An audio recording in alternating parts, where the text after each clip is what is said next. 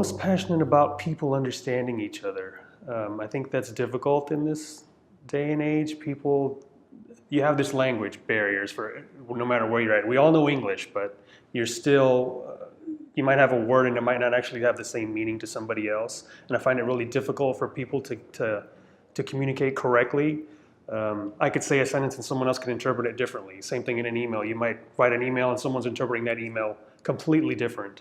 And that kind of frustrates me at times because you want to be able to say exactly what you want and then people understand exactly what you're trying to say. And I don't think that always happens. Impossible to give up. I would have to say technology. At least in this day and age, it's pretty hard to not go through life without your phone or with the computer, especially in the line of work I do. I wouldn't have a job if it wasn't for the computer. So I don't know how easy it would be to go through your daily life without checking your email or texting your wife or your kids. Communication is just the way to go with technology these days, and without it, it just would make no sense to me. Once I realized that I was good at what I could do and people were asking me things about the web and I could continue to tell them how to do it, and then when you finally realize that you can get a job doing what you love to do, it really, made the ideas in my head just grow every day to where you knew you could do this and have some meaning in life. It wasn't just some job in a cube where no one's going to care what I'm doing. I could be creative as I wanted to be, and I could still, make a living off of it. And that was great, because people started to trust what I wanted to do. People would come to me for advice, and the company thrived because of it. So that was very meaningful to me.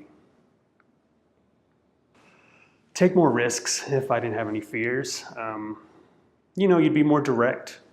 You'd be able to not worry about the consequences. You'd try more things in life and in business. I think if I had that, the sky's the limit.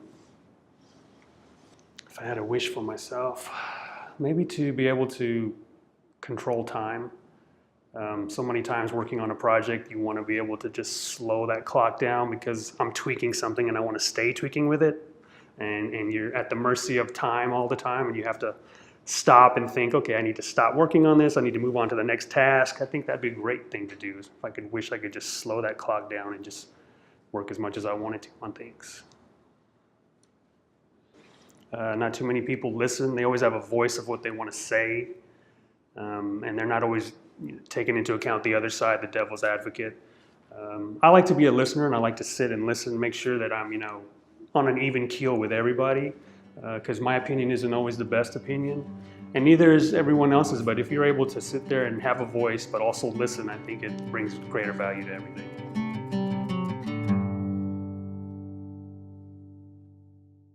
My purpose word, I don't know yet. Was there